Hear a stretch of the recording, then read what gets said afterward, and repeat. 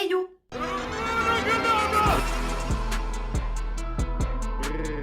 Alors, on va se retrouver aujourd'hui pour la fameuse vidéo travaux que je dois vous faire depuis un sacré moment.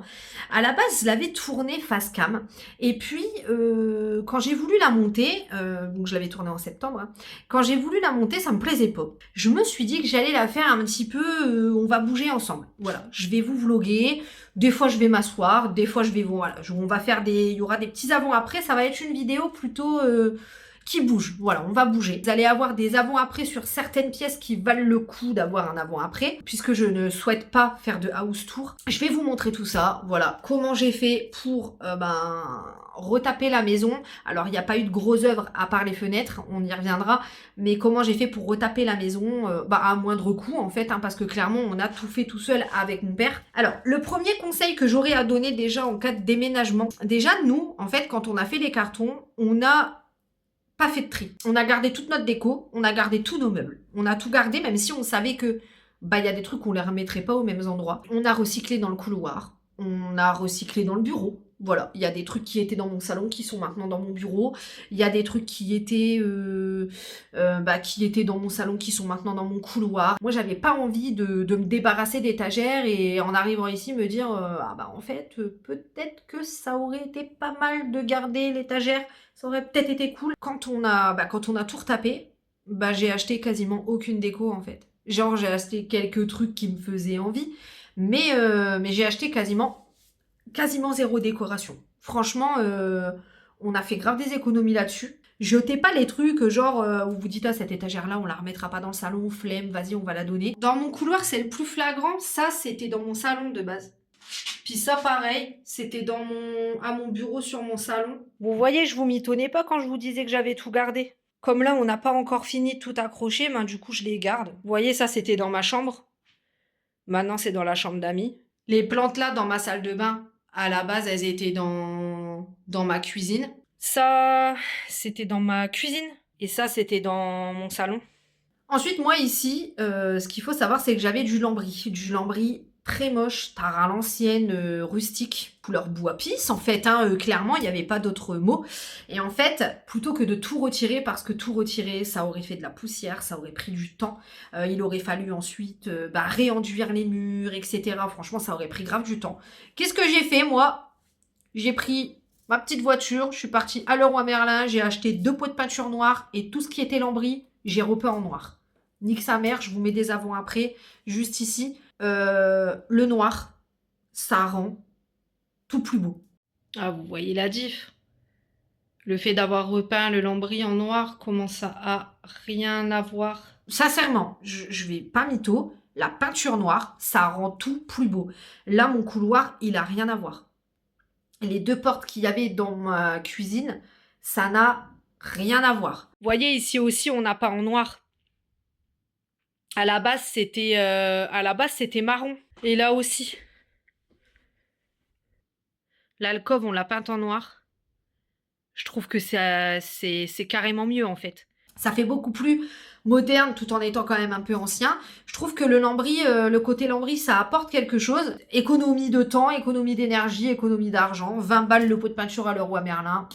On est bien. Alors là, pareil, vous allez avoir droit à un sacré avant-après. C'est même le truc le plus waouh de tous les avant-après de la maison. J'avais une arrière-cuisine. Dans cette arrière-cuisine-là, c'était une salle d'eau, d'accord? Donc une salle de douche, avec une douche, etc. Nous, on en a fait une buanderie. Et en fait, il y avait du carrelage, du vieux carrelage dégueulasse. Tar Annabelle, tu vois.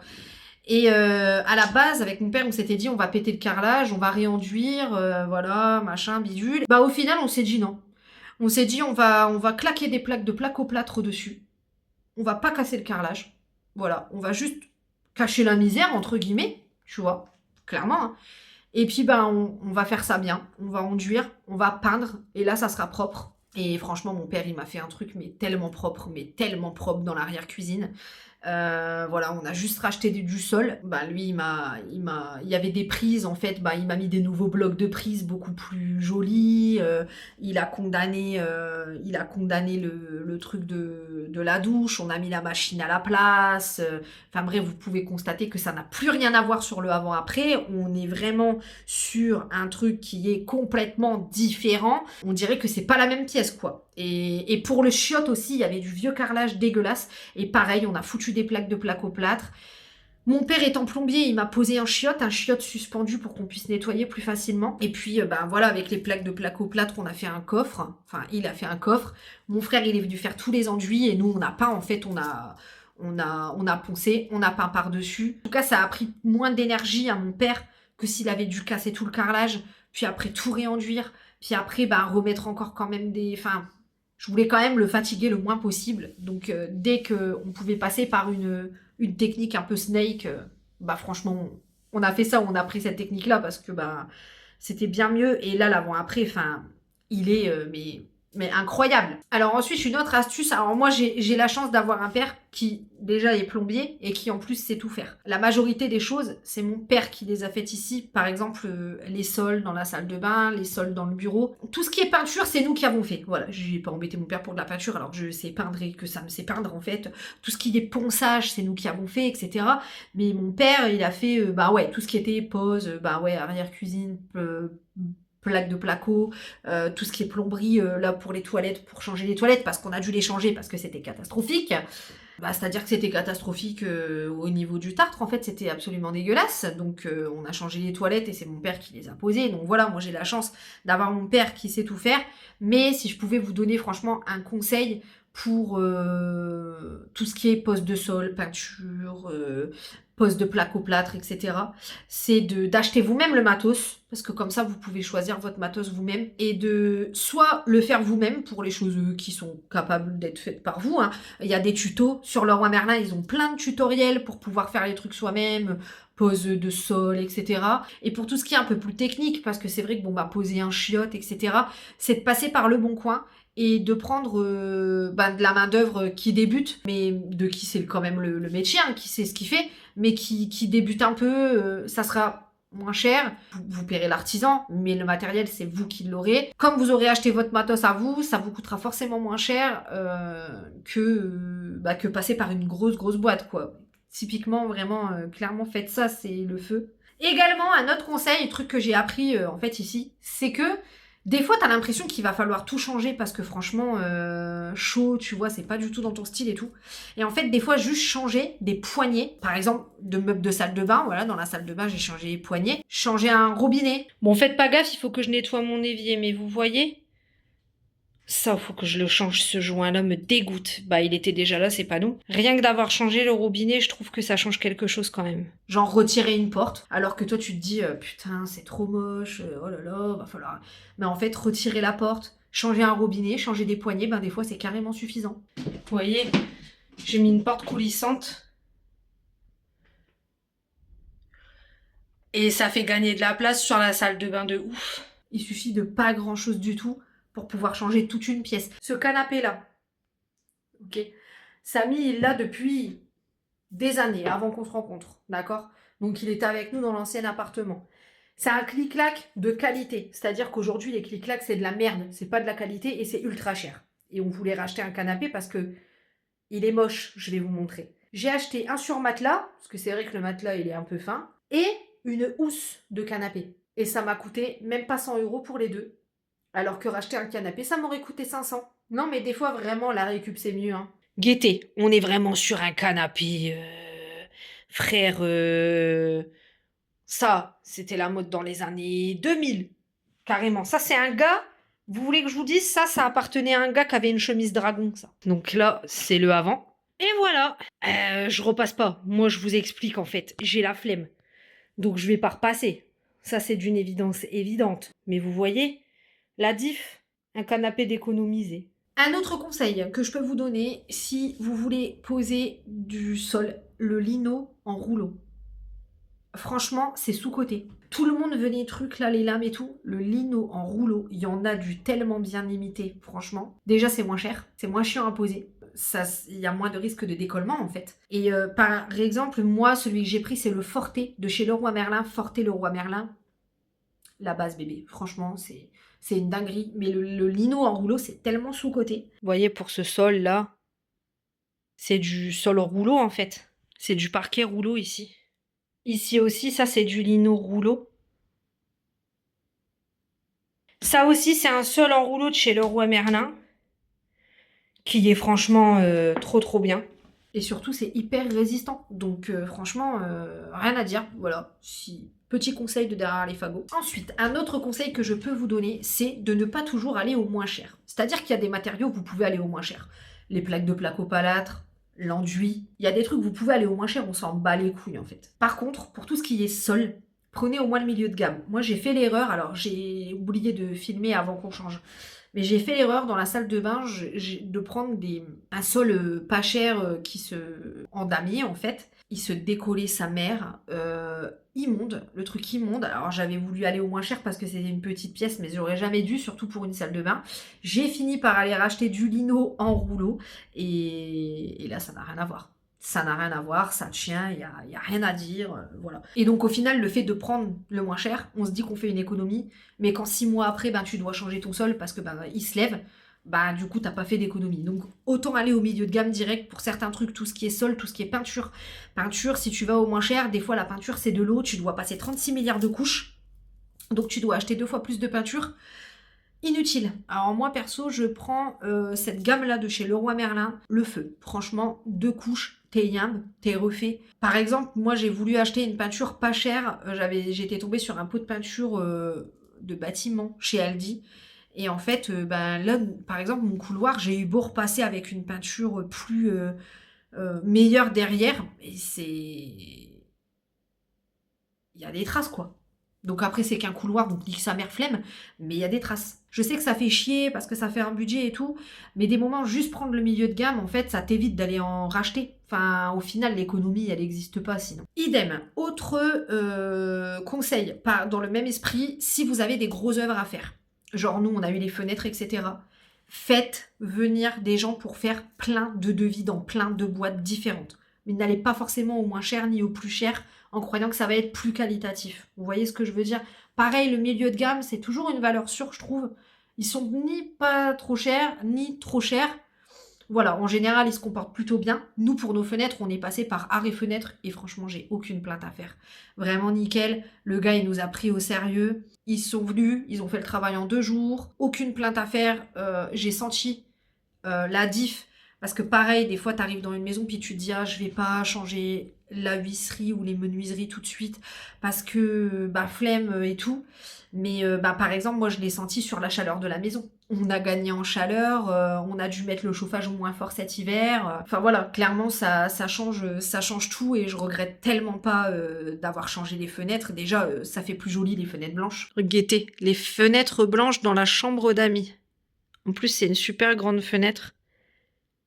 Franchement, ça change vraiment tout, quoi. Fenêtre blanche du couloir aussi.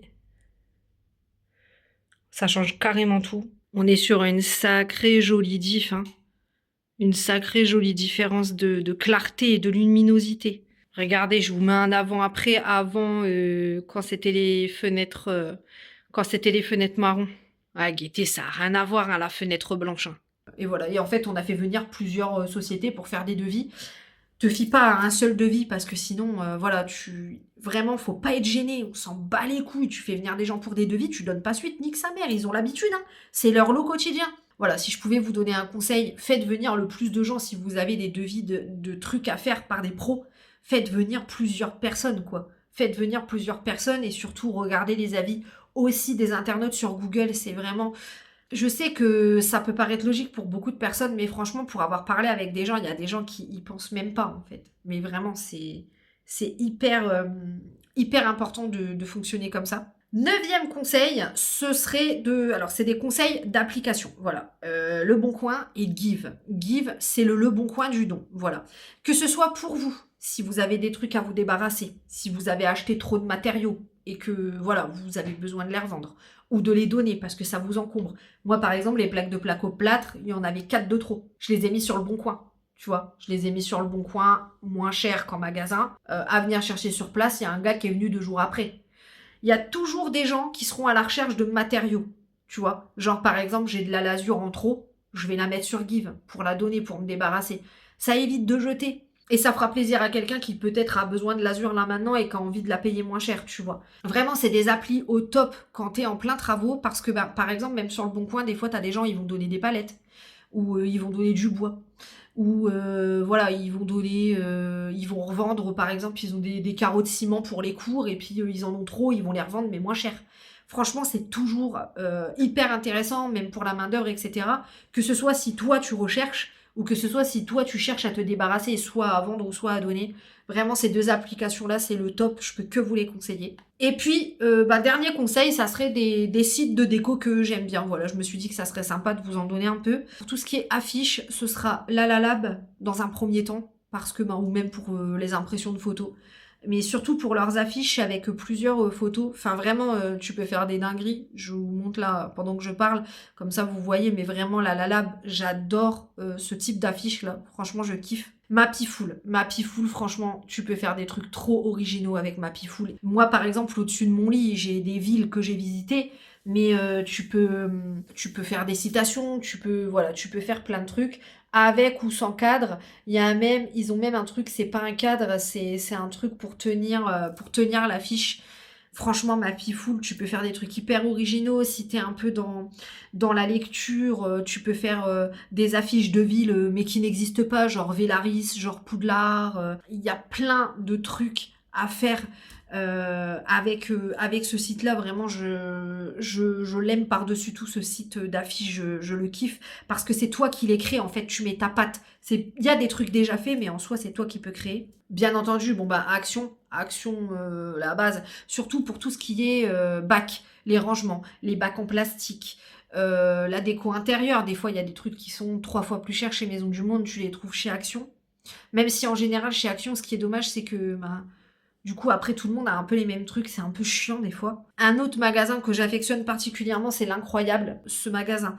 Que ce soit pour les tapis, ils ont des bêtes de tapis, ils ont des tapis de ouf. Franchement, ils ont des tapis trop trop bien. Pour tout ce qui est lustre, ils ont des lustres, mais incroyaux. Pour tout ce qui est rideaux, pour tout ce qui est même décoration, pour tout ce qui est vaisselle, franchement, l'Incroyable, c'est une mine d'or, c'est une petite... c'est sous-coté, pareil, c'est sous-coté. Même sur le site, tu peux commander. Franchement, moi, tout arrive toujours au top.